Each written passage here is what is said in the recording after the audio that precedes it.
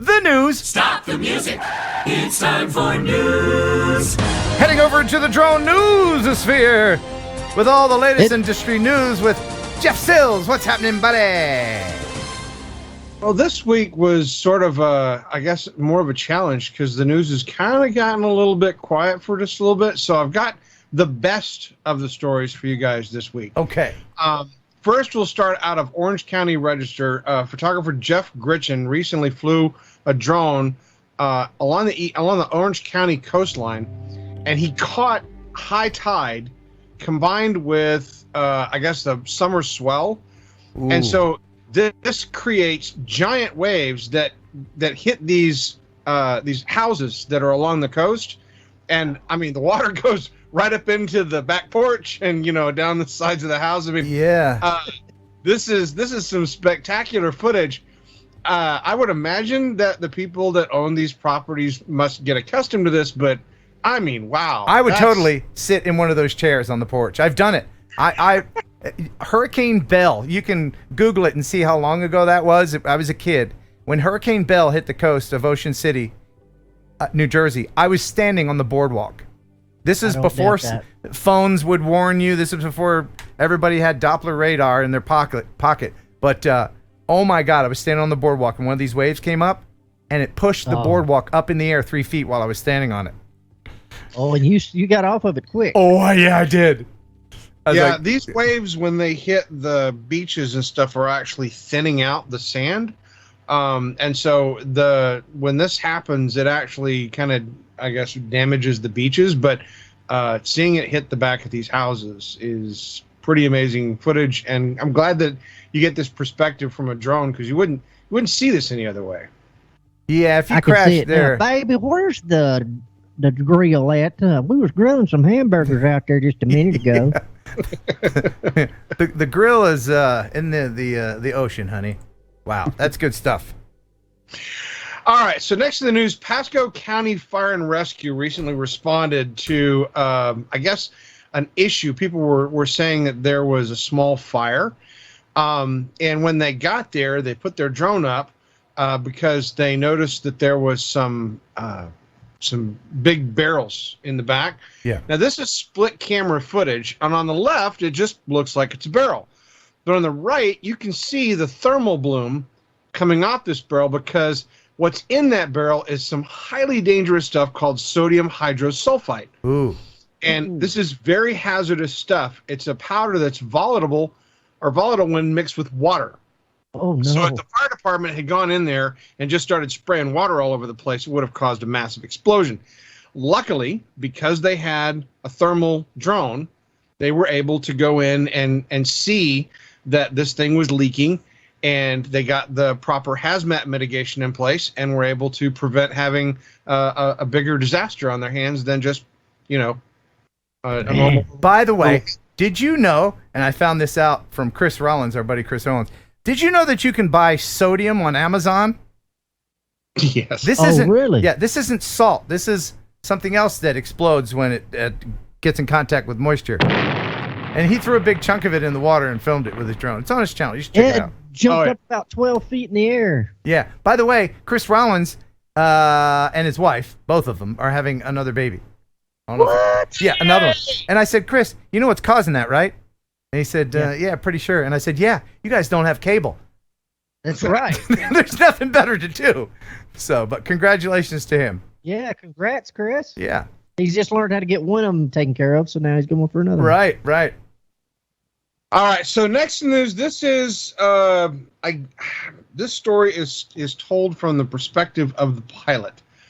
But on August 22nd, an Envoy E-170 that was performing a flight out of Chicago to Detroit was climbing through 2,500 feet when they reported this. Departure runway 3961. We just hit something. I believe we hit a drone about 30 seconds ago. We'd like to return to O'Hare. Envoy 3961, roger, maintain 5,000 and turn left hand turn heading of 320. Left turn 320, 5,000, Envoy 3961. Envoy 3961, you're requiring assistance. I don't believe so. We might want to have someone look at this. Actually, yeah, we might want to have someone inspect the airplane when we get on the ground. Sounds good. We'll coordinate that and stand by for runway assignment. Appreciate it. Thank you. So I got a question. yeah, Was that plane at 5,000 feet already when it hit the It ground? was 2,500 feet, and they were in the process of climbing after takeoff. And the pilot called out that they hit something, and they believed that they hit a drone. Now, I'm still working on trying to see if I can collect some more information on this, so hopefully next week I can provide some more details.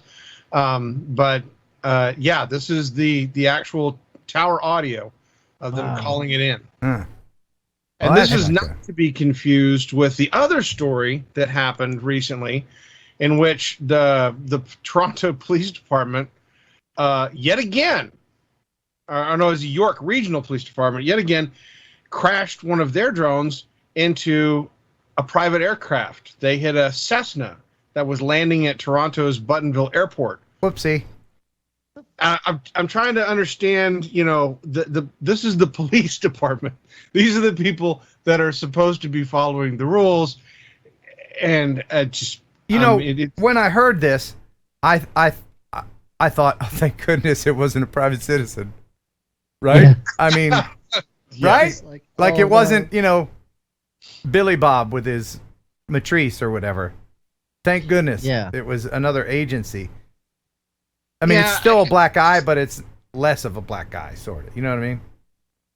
Well, but it still raises a lot of questions as to why the police department felt that they could be flying a drone in that particular area. They obviously should have known that this was an area where aircraft would be transiting. So there's going to be a lot of questions.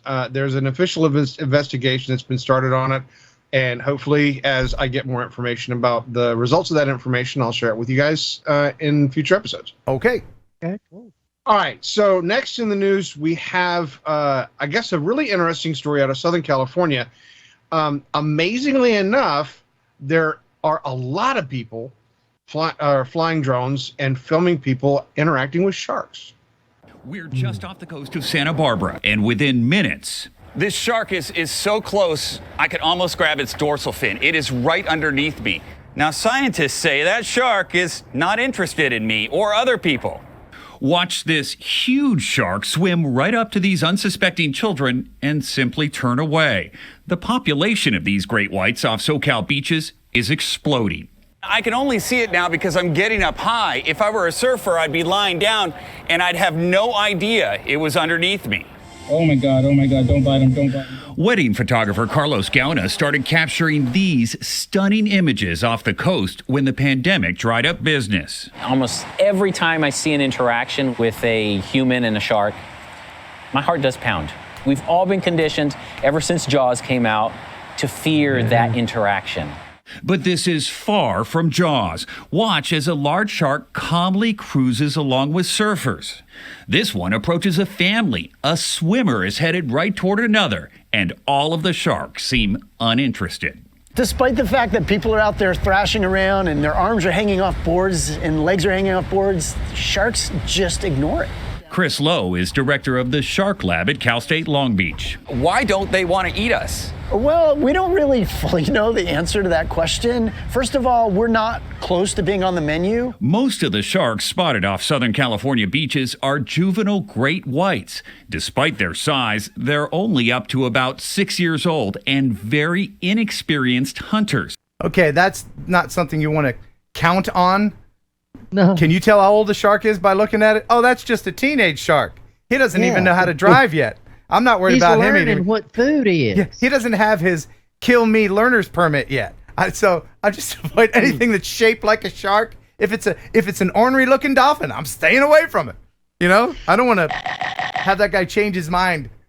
I hazard to guess that I understand that there are definitely these interactions that they've been able to film to show that these particular sharks have decided that they weren't interested in humans. But we have all seen the stories of shark victims that ran across sharks that were interested in humans. So even if a shark always take this information with a grain of salt. And I know. err on the side of caution. I know. and All the every- shark experts are always like, they're not all man-eaters, and they're not. But when a shark taste tests food, you know what it does? Yeah. It removes your calf. That's what it does. I was about to say that. It won't spit it out, but it'll. I know. I don't like him. I used to have 2 calves, but now one of them is in the ocean. Yeah.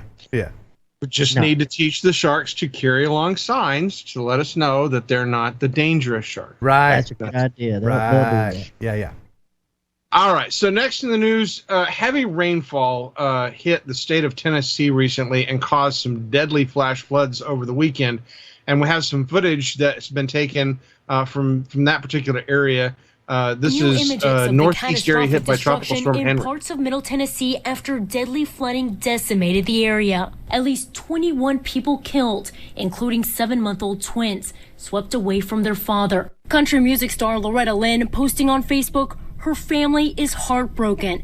Their ranch foreman, Wayne Spears, among the victims. Officials going door to door, searching for as many as 10 people still unaccounted for here in Humphreys County. More than 17 inches of rain falling in just a matter of hours over the weekend. Training thunderstorms along a stationary front, bringing relentless rounds of rain over the same area. The deluge turning the creek that runs through the town into a raging river. Wow. Yeah, Waverly, Tennessee is where I filmed the drive-in theater stuff. Those folks How are up far there. are you away from Waverly? 30 minutes. Man. Yeah. But that's very sad. Heart goes out to those folks. Absolutely. All right. So on a different note, we've all been following along, and I've had multiple stories about the EHang passenger drones. Recently, EHang has shared with us a factory tour showing you how they build these drones. Yeah, this is pretty amazing. I think of all the VTOL drones, I think this is the one that I would ride first if I had to. Of course, I'd want to fly it myself, but you can't do that with EHang, can you? You can't, grab the stick. The EHang drones do have control panels in them. You would be able to take control of the drone, but for the most part, it's designed to be automated. They're trying to build it around the idea of being a flying taxi, and they've working on putting these in Saudi Arabia. They're working on bringing these to New York. They're working on bringing these to other places within the United States. So there is a chance that potentially you'll be able to go to places here within the U.S. and see them in action.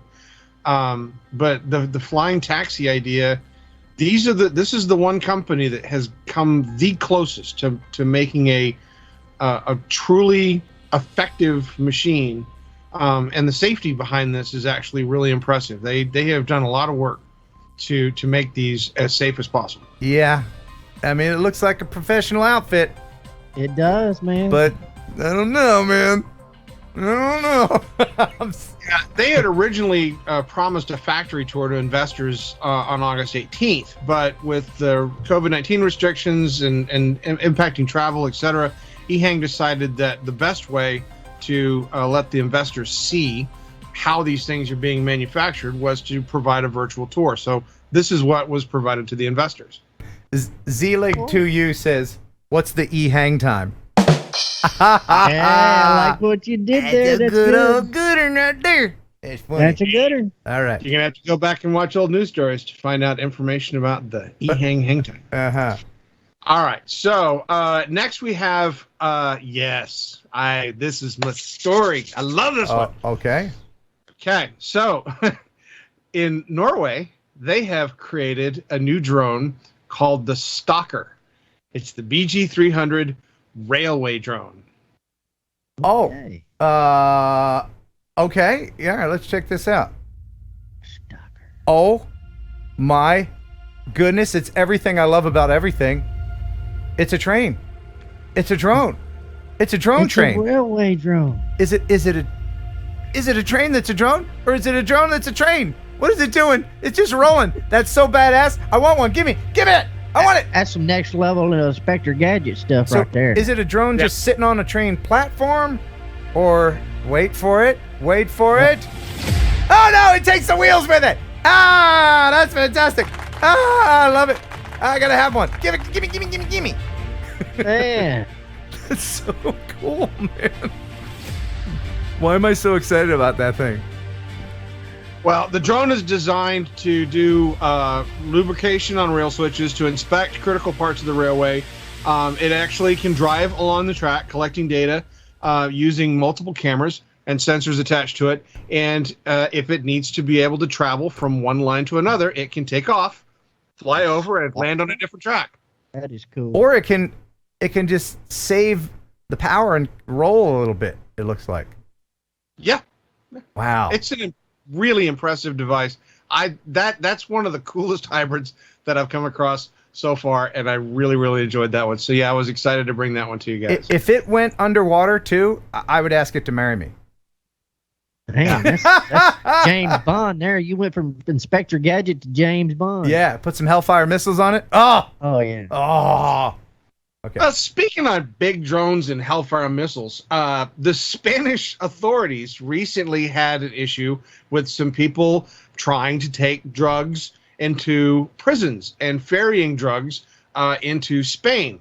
And they were using drones, obviously. And you would sit there and think, well, of course, they're taking the little DJI drones and they're just flying them willy-nilly everywhere. Right. No. The authorities came across a 15-foot wide drone. What? Dang. Holy hell. This particular drone is one of the drones that you normally see used by the military. It is an autonomous artificial intelligence drone. And they were using this to ferry drugs around Spain. This is insane. When they found it, there was 121 pounds of hashish in the facility where the drone was found. 66 pounds of marijuana that was actually packaged to fly in the drone. Wow. Okay. Man, that's Miami Vice stuff right there, Well, man. I mean, the cartel used submarines for a while. Yep. I mean, any new technology they're going to do. Necessity is the mother of invention, they say. Yeah. Yeah. They have the money to burn for stuff like this, and that right there is a sign that some of the technology that we have grown to see used in humanitarian efforts, military efforts, etc., can be turned for bad. Well, now let me ask you this. How are they going to land this thing in the prison? This isn't strapping a pack of Pall Malls to a Mavic. You can hop in that and leave prison. I mean, I don't understand how they're using it. Are they just dropping it off? If you had a toddler in the prison, you could I've probably... been losing weight for 6 months for that drone to come pick me up, and I'm barely walking. Yeah. Wow. You need 66 pounds of marijuana. Have I got a deal for you? Yeah. All right. So next in the news, the Alphabet drones. This is one of the drones that actually does do deliveries.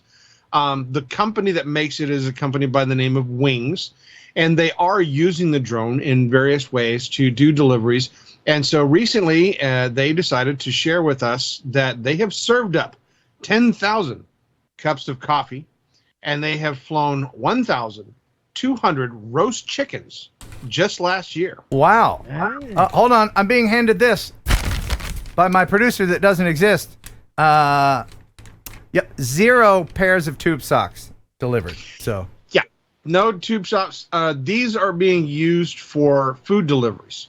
And they have approached, and not quite there yet, but they are fast approaching 100,000 deliveries since the launch of the service.